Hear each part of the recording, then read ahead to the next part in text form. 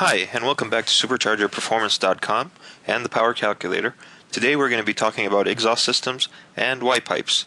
The reason we need Y pipes is that if you have a 6-cylinder or 8-cylinder or a V8, a V6, a V configuration engine where you have two separate exhaust headers and two separate mid pipes, then you want to use a Y pipe sometimes to join those two exhaust streams into a single stream and send that out the back of the car. The reason why we need to do this is that sometimes we don't have the ability to run a true dual exhaust under the car because of space limitations. You might not have that big a tunnel for your transmission, for your drive shaft, for your exhaust under the car. You might also have some tight space in the back of the car because of a larger differential or independent fuel system under the fuel tank, or maybe a modified suspension. Or also, if you've tubbed the rear of the car and used wider tires for drag racing, you might have less space in there to run two exhaust pipes, and so we'll have to use a Y pipe to join those two exhaust streams coming off of both cylinder banks of the engine into a single stream or into a single pipe of larger diameter. And I'm going to show you today how to use the Power Calculator to calculate the right size of pipe for the primary pipes and for the main pipe going out the back of the car. Now let's switch here to our Power Calculator.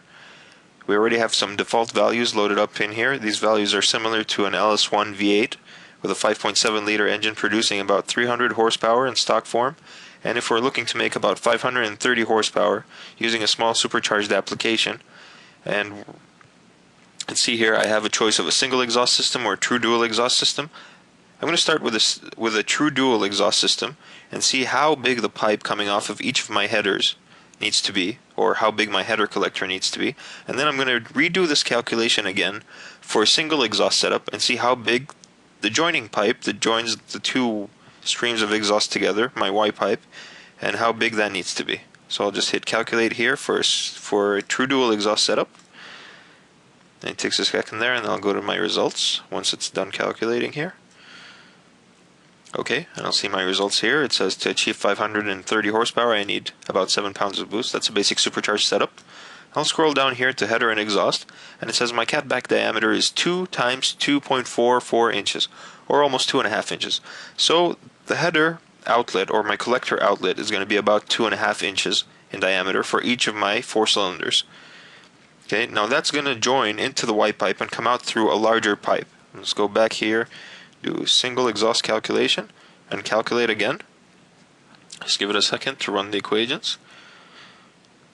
I'll go back to results, and then I'll say here that my Y pipe outlet is going to be a single, here you see 1 times, a single 3.5 inch pipe. And so I'm going to have, my Y pipe's going to look like, let's go back to the Y pipe here, I'm going to have a 2.5 inch pipe on each side of the engine, feeding into a single 3.5 inch pipe through a nice Y merge so that the two exhaust streams can merge together nicely without producing any turbulence. You don't want to use a T pipe, you want to use a Y pipe that looks like a Y with a narrow angle between the two branches here, as narrow as 30 degrees off center for each pipe. That would be the best. 30 to 45 degrees. If you go farther than 45 degrees and it starts to look like a T pipe, then you're going to create some turbulence there, and you're going to produce some back pressure due to that turbulence, which will choke off your engine.